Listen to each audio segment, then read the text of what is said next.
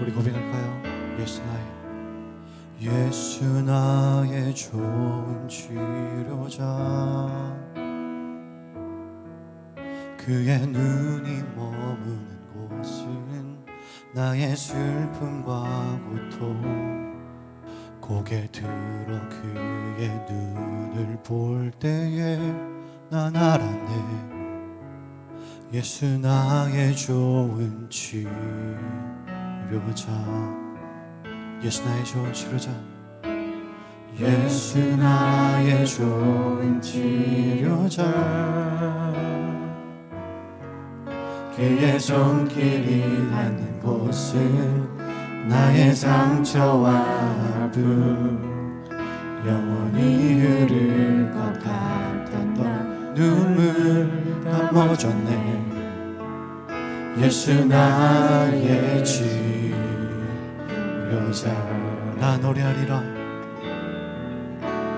나 노래하리라.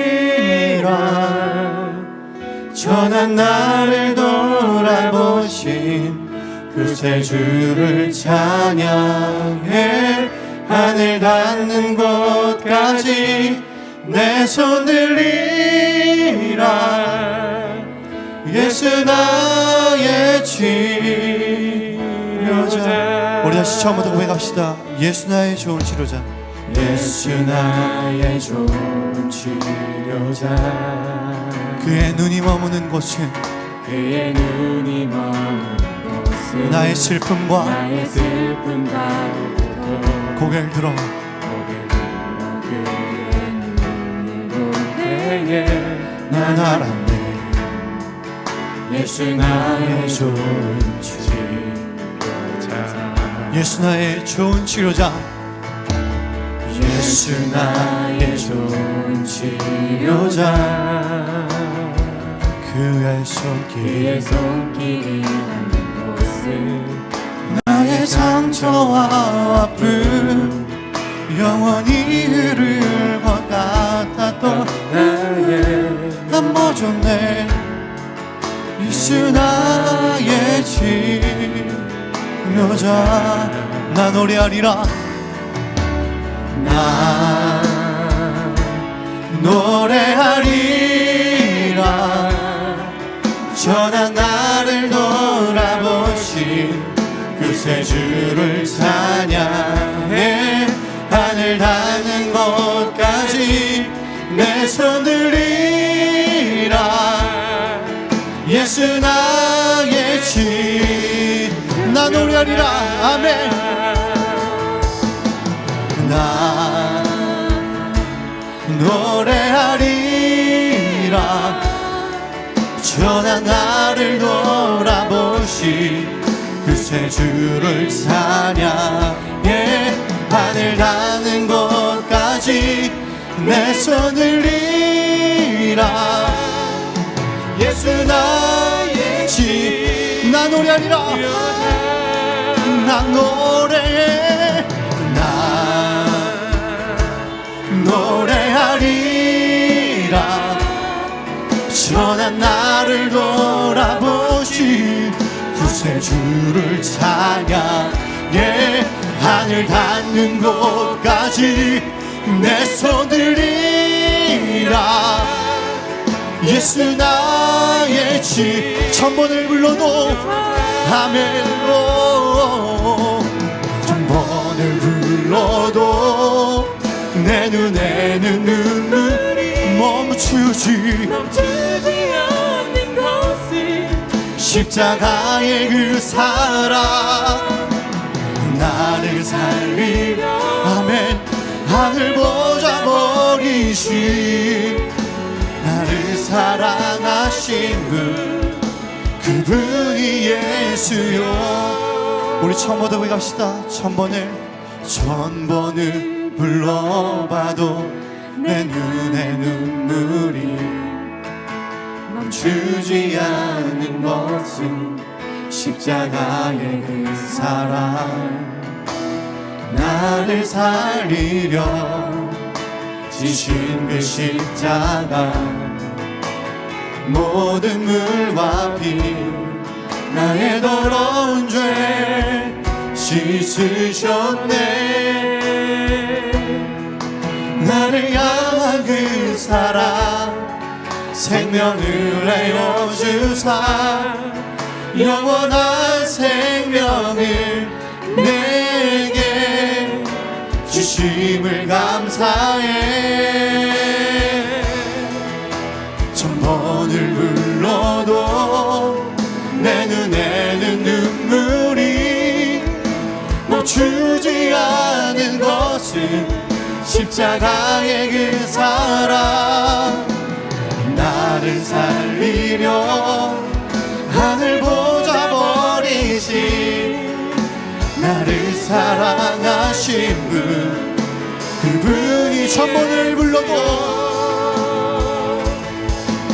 천번을 불러도 내 눈에는 눈물이 멈추지 않는 것은 십자가의 그 사랑함에 나를 살리려 하늘 보좌 버리신 나를 사랑하신 분, 그분.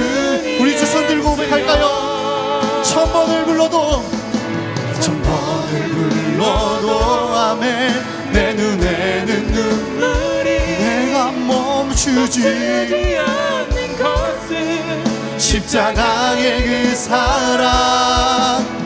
나를 살리려 하늘 보좌 버리신 나를 사랑하신 분, 그분이에. 우리 함께 기도하며 나아갑시다. 우리 함께 기도할 때에 자, 오늘 주제는 영적 성장에 관한 것입니다. 다른 말로 하면 변화입니다. 영적인 변화. 사실 사람들한테 한 사람 한 사람 물어보면 변화 자체를 나 변화 필요 없다라고 말하는 사람 사실은 별로 없어요. 다 마음속에는 변화되고 싶어하고 잘하고 싶어합니다. 자, 예를 들면 살이 이제 너무 많이 쪄가지고 성인병이라든지 이런 갖가지 질병에 시달리고 있는 분들은 살을 빼고 싶어합니다. 그래서 건강해지고 싶어하죠. 체력이 너무 떨어져 있는 분들은 운동을 열심히 해서 체력을 끌어올리고 건강한 삶을 살고 싶어 합니다. 자, 그러나 실제로 그것을 실행에 옮겨서 눈에 띄는 변화를 만들어내는 사람은 많지 않습니다. 왜 그렇습니까? 마음의 소원과는 달리 실제로 내가 그것을 하기에는 매우 힘들고 어렵고 노력이 들어가야 되기 때문에 그런 것이죠. 성장과 변화는 마음속으로 내가 원합니다라고 해서 되는 게 아니고 실제로 거기에 우리의 노력이 들어가야 하는 것입니다. 우리 몸은 그런 의미에서 변화를 싫어합니다. 우리 몸은 변화를 싫어해요. 굳어진 습관은 변화를 거부하게 되어 있습니다. 자, 그럼에도 불구하고 오늘 본문에서 하나님은 우리에게 영적으로 성장할 것에 대해서 도전하고 계십니다. 13절 말씀에 보면 그리스도의 장성한 분량이 충만한 데까지 이르리니 라고 얘기하고 15절에서는 범사의 그게까지 자라라 라고 우리에게 말씀하고 있어요. 하나님이 우리를 부르신 구원하신 목적을 궁극적으로 딱 하나 말하라고 한다면 개인적으로입니다. 공동체적으로 말고 개인적으로 그렇게 얘기한다고 한다면 그것은 바로 하나님을 닮는 것입니다. 예수님을 닮는 것입니다.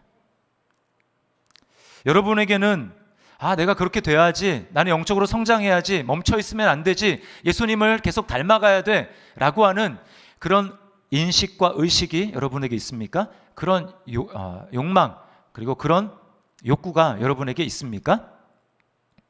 어떤 분들은 그냥 예수 믿고 구원 받으면 됐지, 뭐가 그렇게 힘들게 헬스고 애쓰고 그렇게 해야 되나? 라고 생각하는 분이 있을 수가 있어요. 제가 그런 분들에게 한 가지 비유를 좀 말씀을 드리겠습니다. 이제 기차 비유예요. 기차를 타면 목적지가 있습니다. 티켓에 출발지와 목적지가 나와요. 자, 예수 믿고 구원받았다라고 하는 것을 쉽게 꼭 맞는 비유는 꼭 맞진 않아요. 굳이 말씀을 드리자면 예수 믿고 구원받았다. 그럼 천국의 티켓을 얻은 것입니다. 무료로, 내가 노력해서 돈으로 그렇게 한 것이 아니고 은혜로 그냥 공짜로 주신 거예요. 그 티켓. 자, 그랬다면 티켓의 효력을 발휘하려면 어떻게 해야 됩니까? 기차를 타야 돼요. 기차를 탄다는 건 무엇입니까? 탄다라는 건 기차가 움직이는 것이요, 종착역이 가까워지는 것이요. 그 말은 우리가 정상적으로 구원을 위한 여정을 걸어가게 됐을 때 우리는 예수님을 닮아가게 된다라는 것입니다. 점점 천국이 가까워지는 것이고 예수님을 향해서 가까이 가는 것이고 예수님을 닮게 된다라는 거예요. 자, 그런데 티켓은 가지고 있는데 열차를 타지 않는다.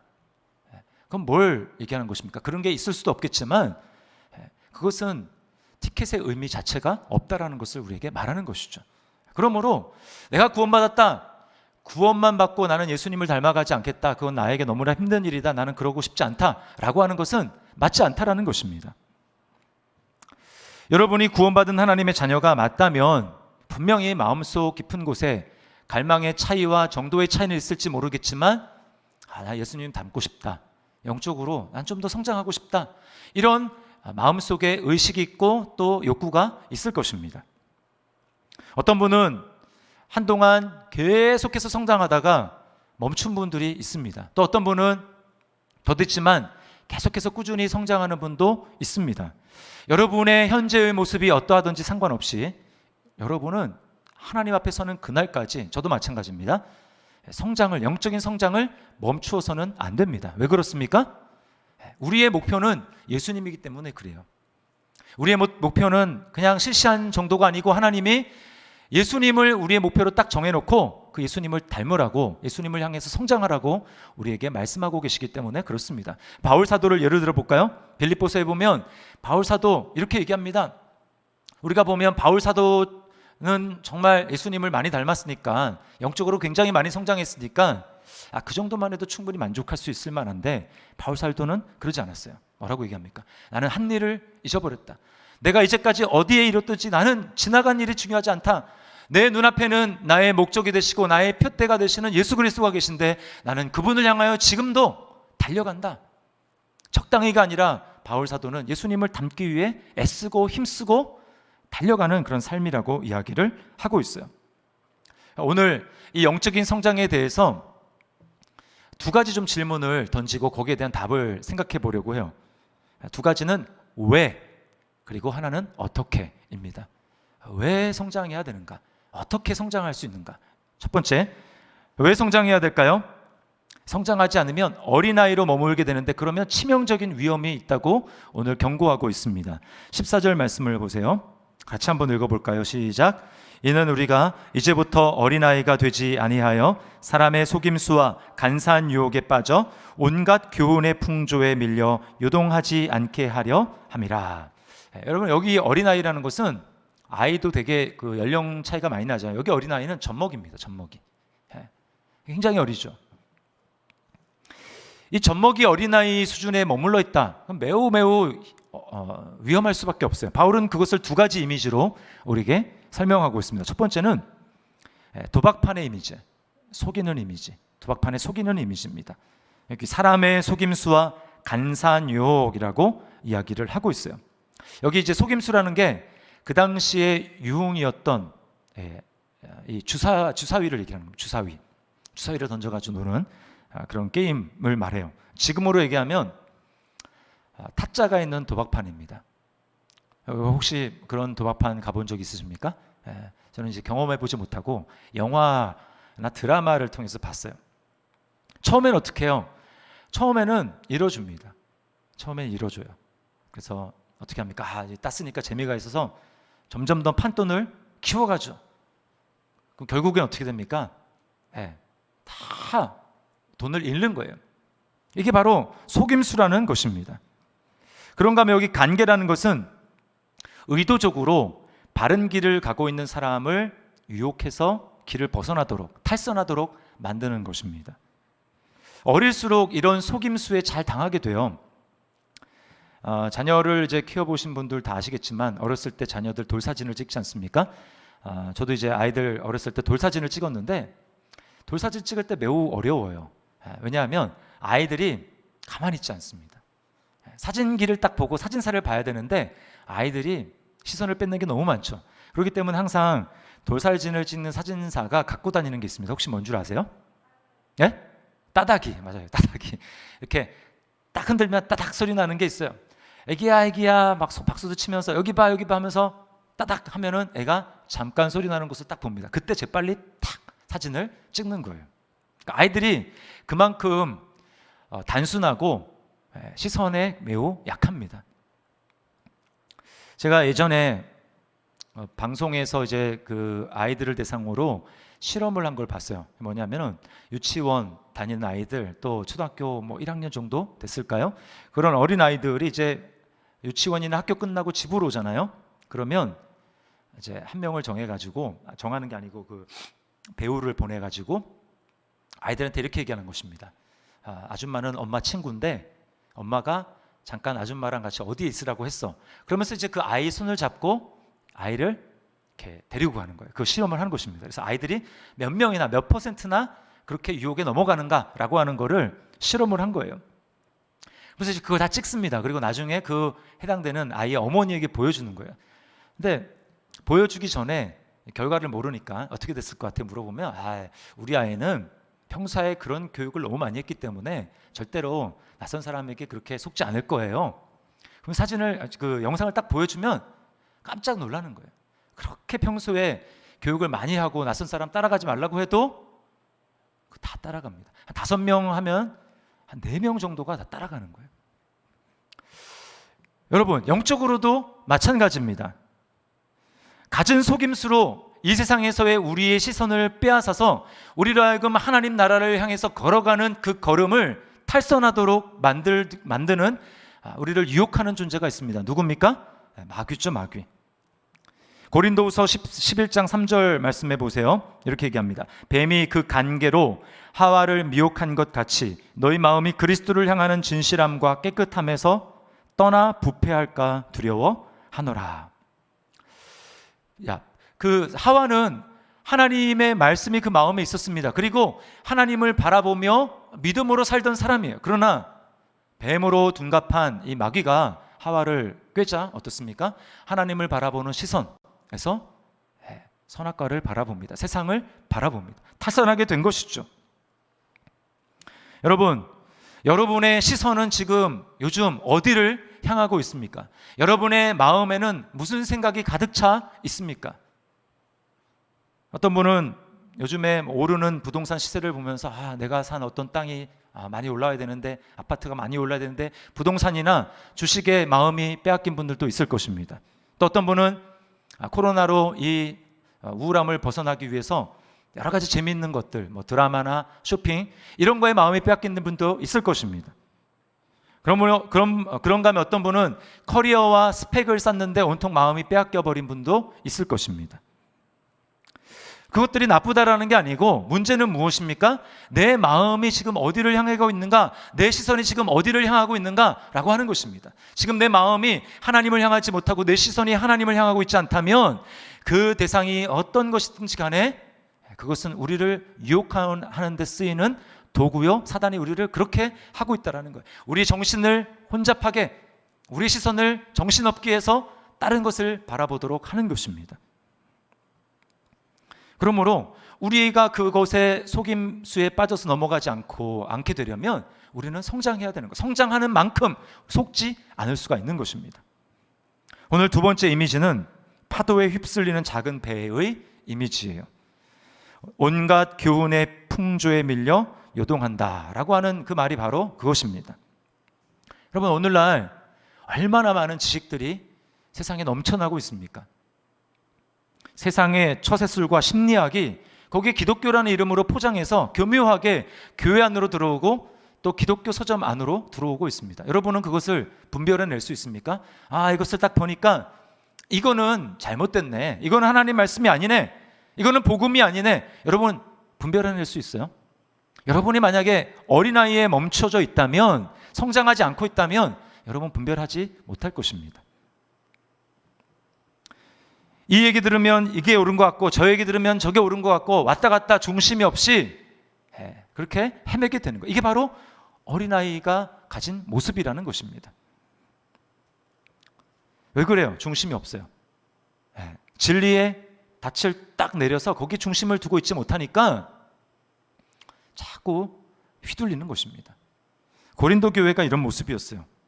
바울은 고린도 교회를 향해서 나는 너희를 어린아이 같이 대할 수밖에 없다. 이렇게 이야기합니다. 고린도전서 3장 1절 말씀 보세요. 형제들아, 내가 신령한 자들을 대함과 같이 너희에게 말할 수 없어서 육신에 속한 자 곧 그리스도 안에서 어린아이들을 대함과 같이 하노라. 고린도 교회 성도들이 왜 육신에 속한 어린아이라고 바울이 얘기를 할까요? 그들은 진리를 따라가는 게 아니라 사람을 따라갔어요. 그래서 그 몇 절 뒤에 4절에 보시면 3장 4절에 어떤 이는 말하되 나는 바울에게라 하고 다른 이는 나는 아볼로에게라 하니 너희가 육의 사람이 아니리요. 사람을 따라 행하는 것입니다. 여러분, 만약에 고린도 교회 성도들이 영적으로 장성하고 성장한 사람이었다면 바울과 아볼로, 게바, 누구가 있다 할지라도 그들 사이에 공통점을 봤을 거예요. 공통 분모. 여러분, 그 하나님의 사역자들의 공통 분모가 무엇입니까? 말씀이죠. 복음이죠. 그 공통 분모를 보면서 그렇지, 저들이 전하는 그 하나님의 말씀, 진리의 말씀, 복음에 내가 뿌리를 내리고 거기에 나의 흔들리지 않는 닻을 두어서 내가 어떠한 가르침과 세상의 사람들의 가르침에도 내가 요동하지 않아야지. 그렇게 해야 되는데 그들은 거기까지 나가지 못했어요.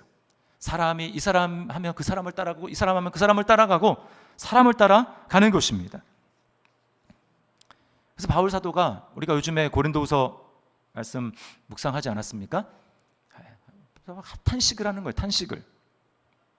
다른 복음을 전하고 다른 예수를 전하고, 그래서 교회 안에 지금 은혜의 영, 진리의 영이 아니라 다른 영이 지금 꽉 차 있는데도 불구하고 그거를 모르는 것입니다. 사람을 따르니까 그 결과 어떻습니까, 여러분? 하나됨이 있을 수가 없어요. 고린도 교회는 그래서 분파가 많았습니다. 사람을 따라가니까 바울파, 게바파, 아볼로파 다 나누어져 있는 거예요.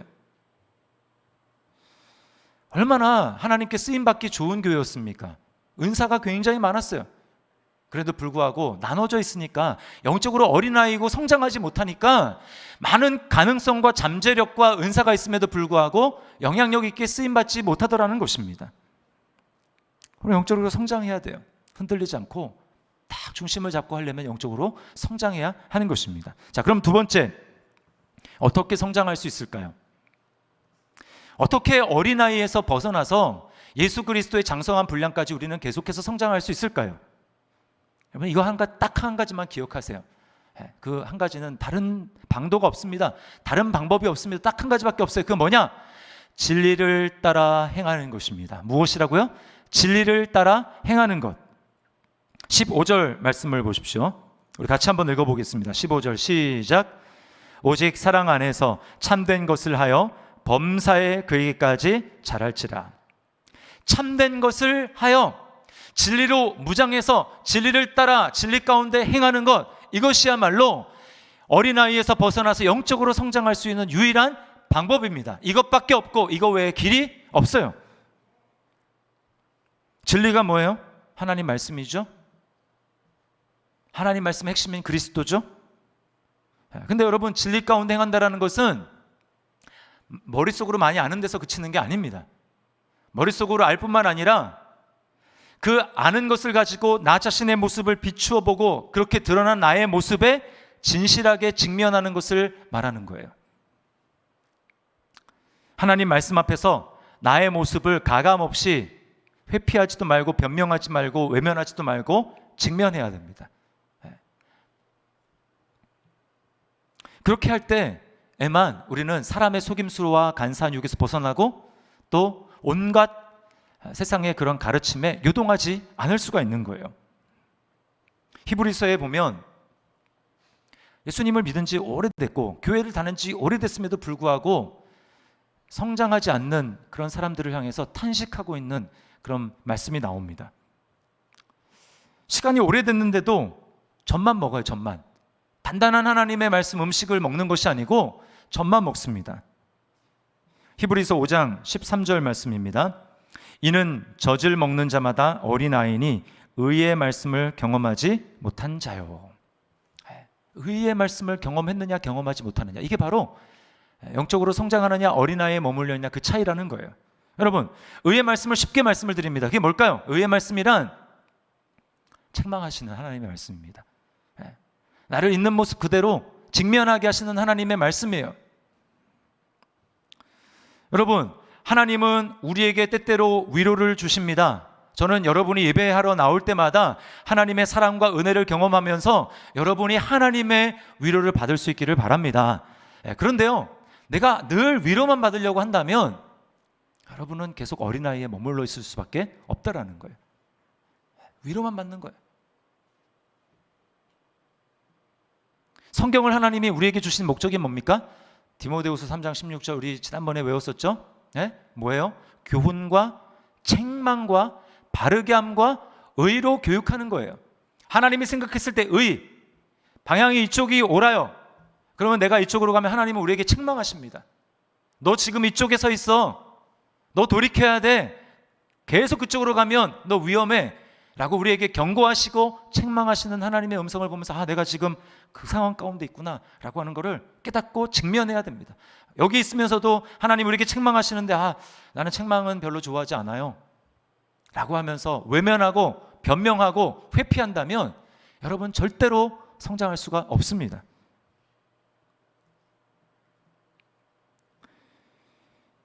그런데 책망의 음성을 받고 나의 모습을 직면하는 것은 쉽지 않습니다. 왜 그래요? 누구나 자신의 모습을 직면하기를 싫어하기 때문에 그래요. 힘들어요. 괴로워요. 외면하고 싶어요. 그러나 그럼에도 불구하고 진리의 말씀 앞에 내가 딱 나의 모습을 직면하지 못한다면 성장은 없습니다. 여러분, 성장은 이것밖에 없어요.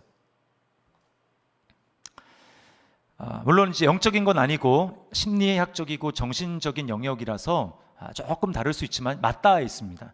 저는 진실에 직면하는 것에 대해서 이 스카펙 박사가 매우 통찰력을 우리에게 보여주고 있다고 생각을 해요. 스카펙 박사에 따르면 이 세상을 살아가는 모든 사람들은 세상을 바라보는 자신만의 지도가 있다고 얘기를 합니다. 지도. 저도 있고 여러분도 있어요. 근데 그 지도는 태어날 때부터 가지고 태어나는 게 아니고 백지인데 거기서부터 이제 그려가기 시작한다라는 것입니다. 세상의 환경에 반응하면서 관계 속에서 반응하면서 그 지도를 그려가는 거예요. 자, 그런데 그것은 평생도록 지속돼야 될 작업이라고 얘기를 합니다. 죽을 때까지 계속 끊임없이 그 지도가 수정이 돼야 되는 거예요. 근데 어떤 사람은 힘들다라는 이유로 지도 수정을 하지 않습니다. 어떤 사람은 청소년기에 이미 멈춰버렸어요. 지도를 더 이상 수정하려고 하지 않습니다. 자기가 그냥 대충 엉성하게 그린 그 지도를 가지고 계속 살아갑니다. 청소년기 때는 그게 많이 문제가 되지 않을 수 있어요. 그럼 언제 문제가 됩니까? 장성해서 일을 하기 시작하고 사람들과 관계를 본격적으로 맺어가기 시작하고 갈등이 생기고 그럴 때 이제 문제가 생기는 거예요. 그러면서 스카펙 박사가 자기가 상담했던 한 사람의 예를 소개합니다. 결혼을 했고 자녀를 낳았어요. 30대의 남자입니다. 근데 이 사람이 머리는 굉장히 비상한데 한 일을 오래 하지 못하는 거예요. 대학도 중퇴를 했습니다. 중퇴할 때 그가 입버릇처럼 하던 말이 바로 이거였어요. 모든 교수는 다 위선자야. 그리고 직장도 계속 1년 이상 다니는 직장을 갖고 계속 옮겨 다녀요. 그가 직장을 다니면서 계속 입버릇처럼 하던 말이 있습니다. 이게 뭐냐? 직장 상사들은 거짓말쟁이들이고 자신을 보호하는 데만 관심이 있어. 상담을 이제 하는데 이 사람이 계속해서 하는 말이 이것입니다. 이 세상에서 믿을 수 있는 사람은 하나도 없어. 그럼 이 사람이 지금 세상을 바라보는 시각이 이렇다라는 거예요. 지도가 가진 지도가 이 세상에 믿을 만한 사람은 하나도 없다. 여러분, 뭐가 문제입니까? 이 사람의 지금 지도가 잘못되어 있는 거예요. 상담을 하면서 발견됐습니다. 자기는 그 가정과 부모가 문제가 있다고 하는 것을 인식하고 그것을 직면하는 게 너무너무 힘들었어요. 그래서 자꾸 우리 부모님은 괜찮다, 문제가 없다라고 했지만 상담하는 과정 가운데 뭐를 깨달았냐? 아주 자기가 기억하기에 중요하고 또 자기에 너무나 의미가 있는 그런 몇 건의 사건들, 큰 사건인데 그때마다 부모님은 약속을 지키지 않았어요. 약속을 지키지 않았고 이 아이를 돌보지 않은 것입니다. 그러니까 자기는 입으로는 우리 부모님 문제가 없다고 얘기하지만 자기 마음속에는 어떤 생각이 자리 잡았냐? 무의식 중에 우리 부모님은 믿을 수 없는 분이야. 여러분들, 아이들은 자기 부모와 다른 부모가 다를 수 있다는 사실을 인지하지 못합니다. 아이에게 자기 부모는 세상에 있는 모든 어른들을 대표하는 거예요. 그러니까 어떻습니까? 세상에 있는 모든 사람은 믿을 수 없어 라고 하는 지도가 자기도 모르게 그 지도를, 그리고 그 지도를 바라보면서 세상을 살아가더라는 것입니다. 여러분, 이 사람에게 먼저 해야 될 일은 무엇일까요? 지도를 수정하는 거예요. 지도를 수정하려면 어떻게 해야 될까요?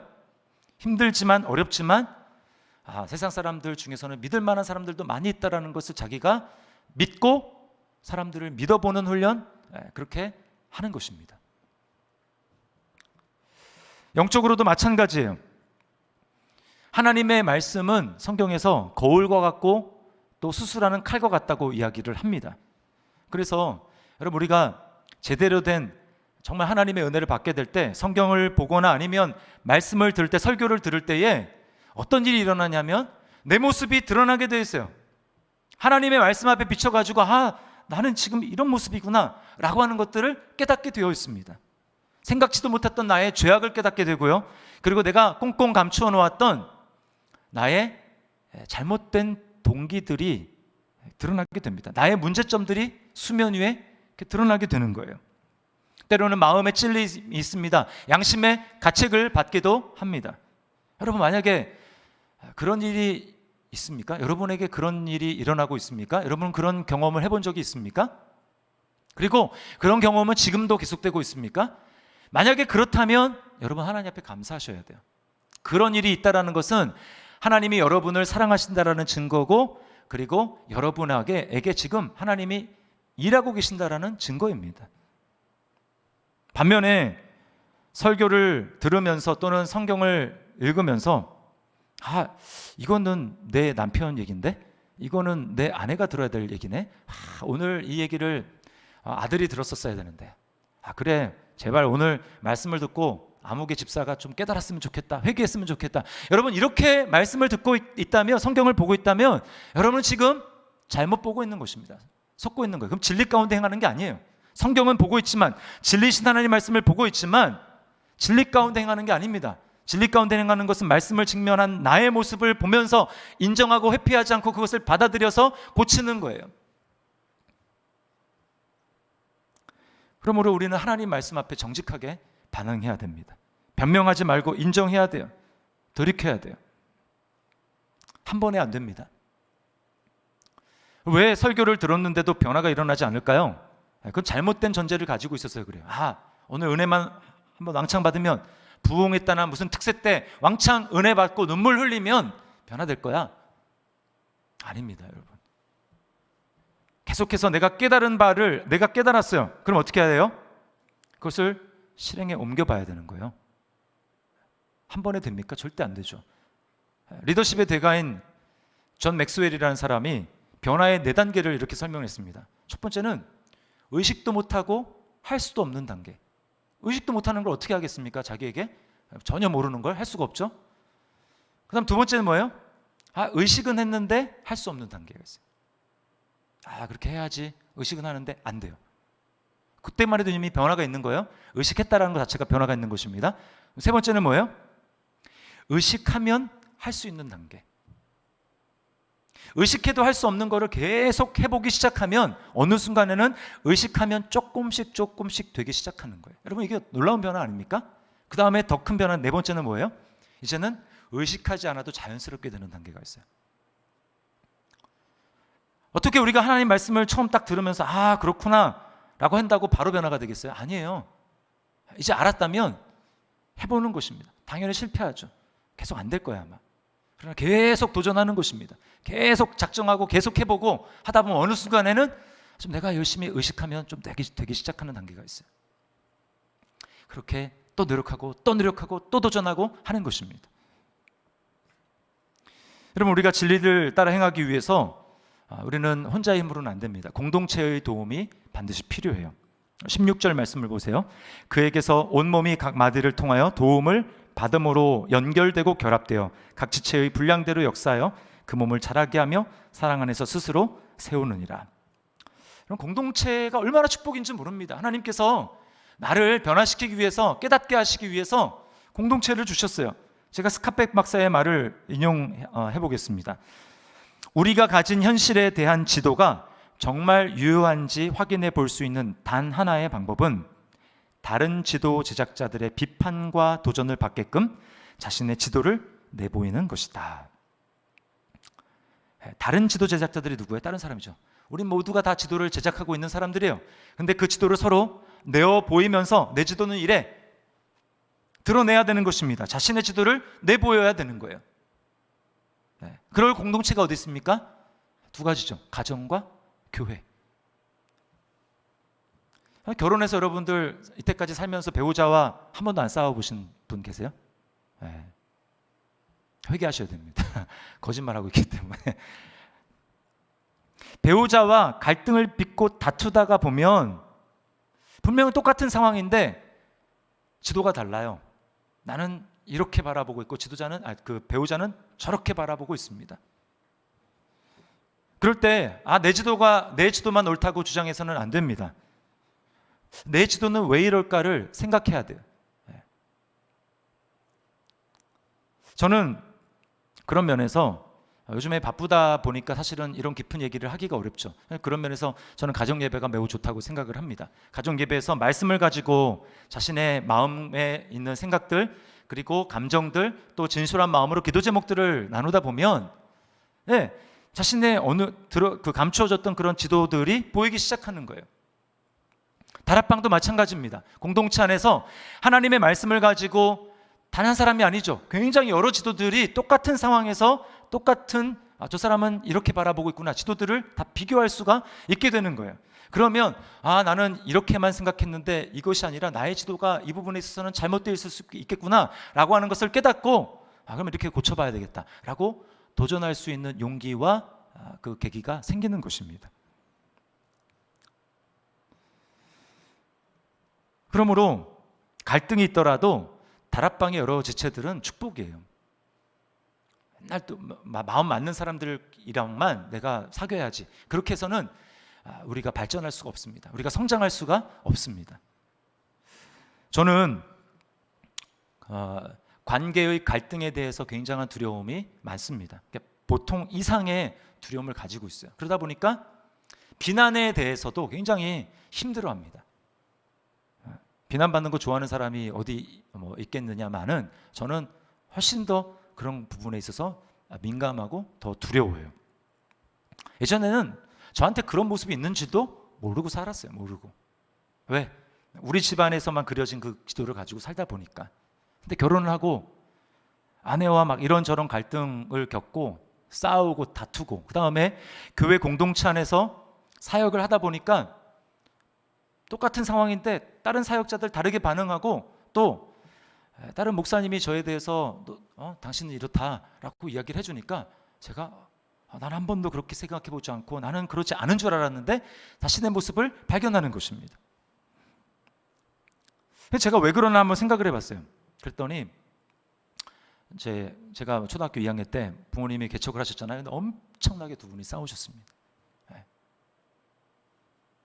어느 날은 저보고 우리 교회 간판 나는 집사님이 있었는데 그 집사님에게 전화해가지고 간판 내리라고. 교회 안 한다고.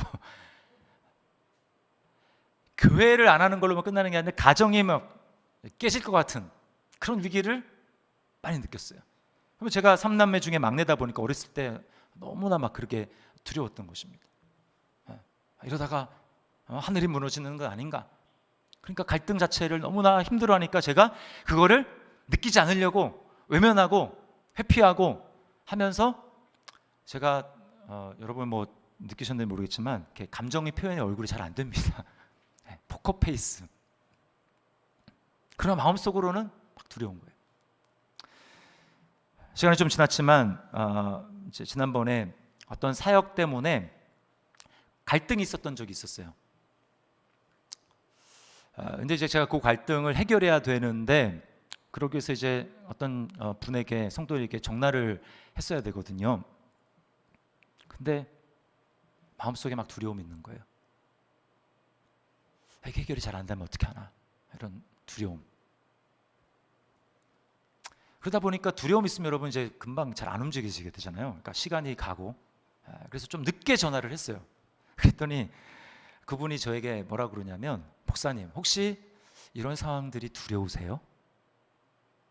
마음이 딱 들켰어요. 예전 같으면 집사님 무슨 소리야, 저 목사예요.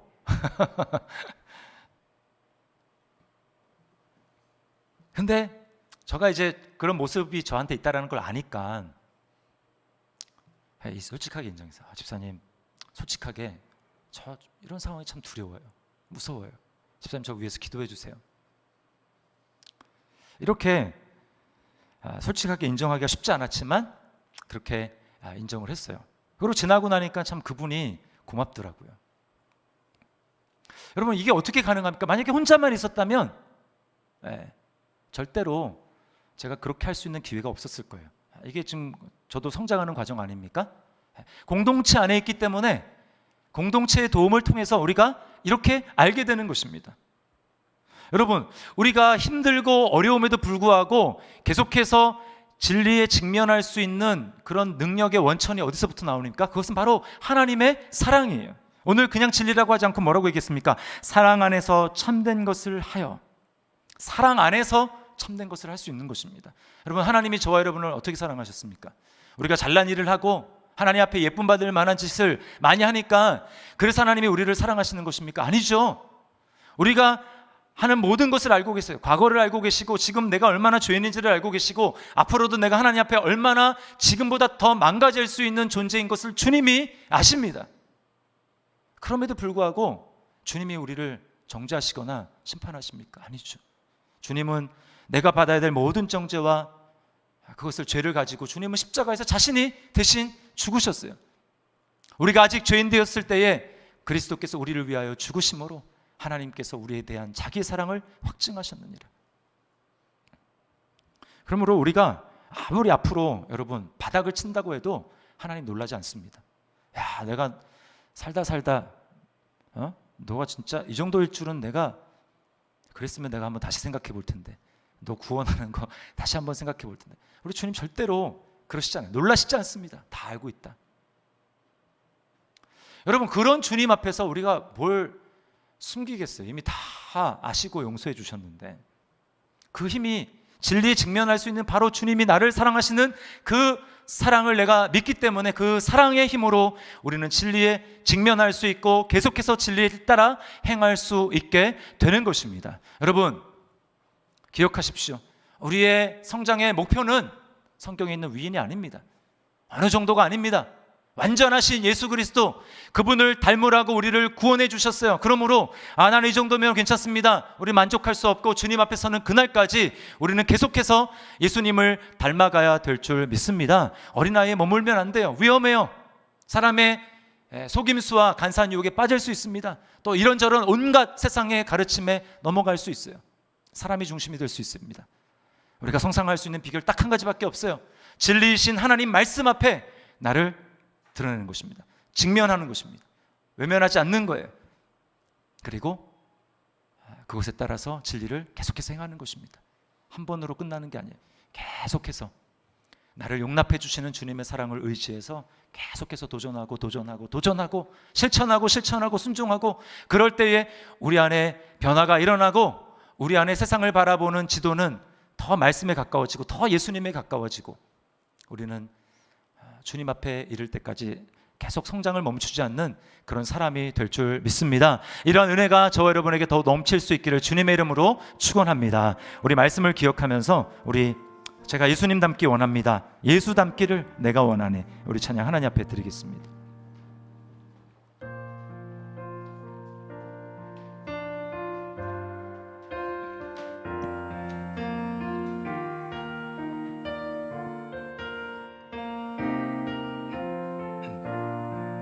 내 삶의 소망, 내 삶의 소망, 내가 바라는 한 분, 예수 닮기를 내가 원하네. 한없는 사랑, 풍성한 긍휼, 예수 닮기를 내가 원하네. 예수 닮기를, 예수 보기를, 예수만 높이길 내가 원하네. 내 평생 소원 예수 닮기를, 예수만 닮기를 내가 원하네. 다시 한번 내 삶의 소망, 내 삶의 소망, 내가 바라는 한 분, 예수 닮기를 내가 원하네. 아멘.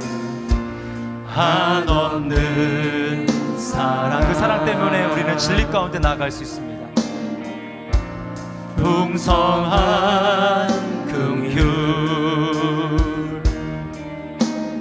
예수 닮기를 내가 원하네. 예수 닮기를, 예수 보기를, 예수만 높이길 내가 원하네. 내 평생 소원 예수 닮기를, 예수만 닮기를 내가 원하네. 예수 닮기를, 예수 닮기를, 예수 보기를, 예수만 높이길 내가 원하네.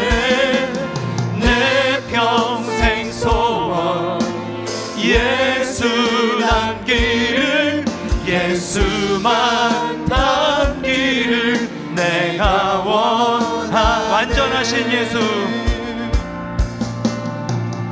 완전하신 예수, 새롭게 하시네.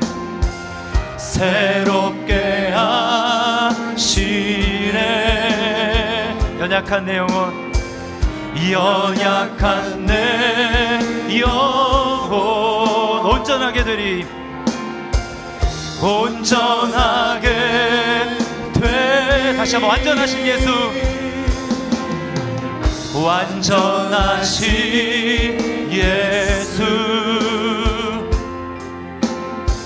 새롭게 하시네. 연약한 내 영혼 온전하게 반드시 될 줄 믿습니다. 온전하게 되리. 예수 닮기를, 예수 닮기를, 예수 보기를, 예수만 높이길 내가 원하네. 내 평생 소원 예수 닮기를, 예수만 닮기를 내가 원하네. 예수 닮기를, 예수 닮기를, 예수 보기를, 예수만 높이길 내가 원하네. 내 평생 소원 예수 닮기를, 예수만 닮기를 내가 원하네. 그 말씀을 기억하면서 함께